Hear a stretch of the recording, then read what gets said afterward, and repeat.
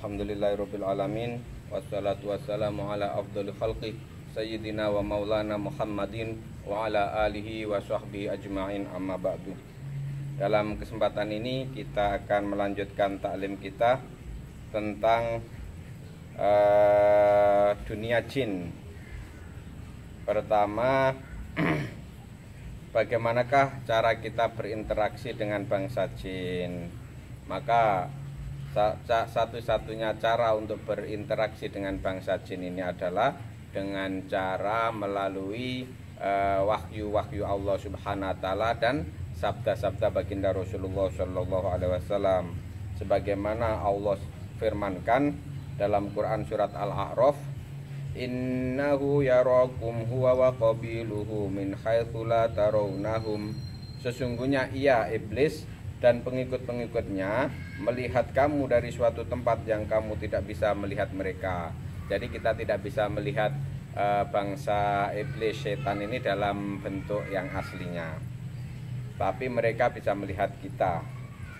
Maka tiada cara untuk bisa mengetahuinya kecuali dengan ilmu yang telah diberikan atau berita-berita yang telah disampaikan oleh Allah Subhanahu wa taala dan baginda Rasulullah sallallahu alaihi wasallam. Allah juga berfirman dalam surat Al-Jin ayat 26 dan 27, alimul ghaibi fala yuhiru ala ghaibihi ahada illa man irtada min rasulin fa innahu yasluku min baini yadayhi wa min khalfihi rasada. Dia adalah Rabb yang mengetahui perkara gaib. Dia tidak memperlihatkan kepada seorang pun tentang yang gaib itu kecuali kepada Rasul yang diridhoinya. Maka sesungguhnya dia mengadakan penjaga-penjaga, yaitu malaikat, di muka dan di belakangnya. Quran surat Al-Jin ayat 26-27. Jadi satu-satunya cara untuk berinteraksi dengan bangsa jin ini adalah dengan menggunakan firman-firman Allah dan sabda baginda Rasulullah sallallahu alaihi wasallam. Kemudian pertanyaan selanjutnya, siapakah yang dimaksud dengan setan? Maka setan ini adalah bangsa jin atau bangsa manusia yang dia bermaksiat kepada Allah Subhanahu wa taala, menentang Allah Subhanahu wa taala. Jadi dia bisa dari bangsa jin, bisa dari bangsa manusia. Kemudian setan apakah yang memiliki penentangan yang paling besar? Nah, ini Allah Subhanahu wa taala berfirman, wa hifdzam min kulli syaitonin marid. Ini surat As-Saffat ayat 7. Dan telah memeliharanya dari setiap setan yang sangat durhaka. Jadi setan yang sangat durhaka atau setan marid inilah yang penentangannya paling besar pada Allah Subhanahu wa taala. Namun banyak ulama yang mengatakan bahwasanya setan yang paling besar pengingkarannya kepada Allah Subhanahu wa taala ini dari bangsa jin, yaitu jin ifrit. Jadi setelah iblis yang penentangannya paling besar kakek moyangnya yang sampai sekarang masih hidup, maka jin-jin ifrit inilah yang jenderal-jenderalnya lah istilahnya, itu jenderal-jenderal dari setan dari bangsa jin. Pertanyaan selanjutnya, adakah seseorang yang bisa terlepas dari gangguan jin? Nah, maka ini disebutkan oleh Allah Subhanahu wa taala bahwasannya orang yang tidak bisa diganggu jin atau orang yang terlepas dari gangguan bangsa jin ini adalah orang yang bisa mencapai level mukhlis atau orang yang ikhlas. Allah Subhanahu wa taala berfirman dalam Quran surat Shad, qala bi izzatika la'uyannahum ajma'in illa ibadaka minhumul mukhlasin.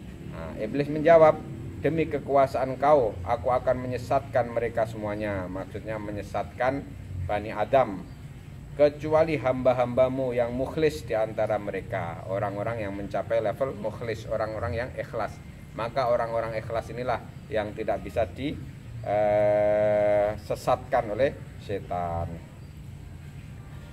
Disebutkan dalam sebuah riwayat bahwa ketika roh seorang hamba dibawa menghadap kepada Allah Subhanahu wa taala, para malaikat berkata, subhanallah najahadal abdu minasyaiton ya wayhahu kaifa najah. Subhanallah, hamba ini telah selamat dari setan.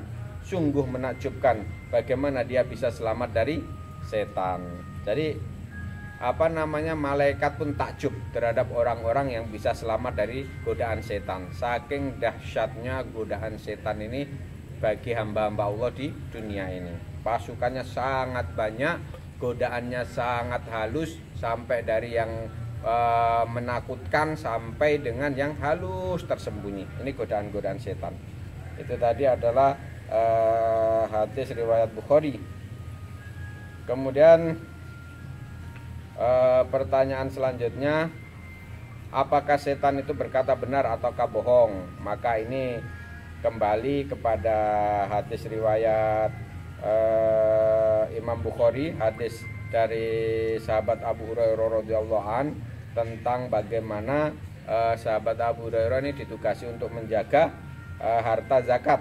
Maka di situ baginda Rasulullah SAW bersabda, "Shadaqaka wa huwa kadubun dzaka syaiton." Dia berkata benar padamu padahal dia sangat pendusta. Dia itu adalah setan. Nah, jadi setan ini adalah bangsa yang pendusta. Maka kita tidak boleh percaya dengan omongan setan. Apakah setan bisa menjelma dalam bentuk binatang? Benar, setan itu bisa menjelma dalam bentuk binatang. Abu Dzar radhiyallahu an berkata bahwasanya Rasulullah Shallallahu alaihi wasallam bersabda, "Yaqta'u shalatal khimaru wal mar'atu wal kalbul aswad." Salat menjadi terputus oleh keledai, wanita dan anjing hitam. Qultu ya Abu Dzar, aku berkata wahai Abu Dzar, ma balul kalbil aswadi minal kalbil ahmari minal kalbil asfar. Wahai Abu Dzar, mengapa harus anjing hitam dan bukan anjing merah atau kuning? Abu Dzar menjawab, ya ibna akhi, sa'altu Rasulullah sallallahu alaihi wasallam kama sa'altani. Kemudian Abu Dzar menjawab, wahai putra saudaraku, aku telah bertanya kepada Rasulullah sallallahu alaihi wasallam sebagaimana engkau bertanya kepadaku. Faqala, maka Rasulullah menjawab, al kalbul aswadu syaiton. Beliau menjawab, anjing hitam adalah setan. Anjing hitam adalah setan. Ini hadis riwayat Muslim nomor 510. Kemudian jadi ini setan itu bisa menjelma menjadi anjing hitam. Maka kita berhati-hati. Kemudian Syekh Ibnul Taimiyah rahimahullah berkata, jin bisa menjelma dalam wujud manusia dan binatang ternak. Mereka menjelma dalam wujud ular, kalajengking dan bentuk lainnya, dari berbagai macam bentuk. Demikian Bapak Ibu sekalian taklim kita pada hari ini. Semoga kita bisa mengamalkannya dan menyampaikannya kepada saudara-saudara kita yang lain. Kita tutup dengan doa kifarul majelis. Subhanallah wa bihamdihi, subhanakallahumma wa bihamdika, asyhadu an la ilaha illa anta, astaghfirullah.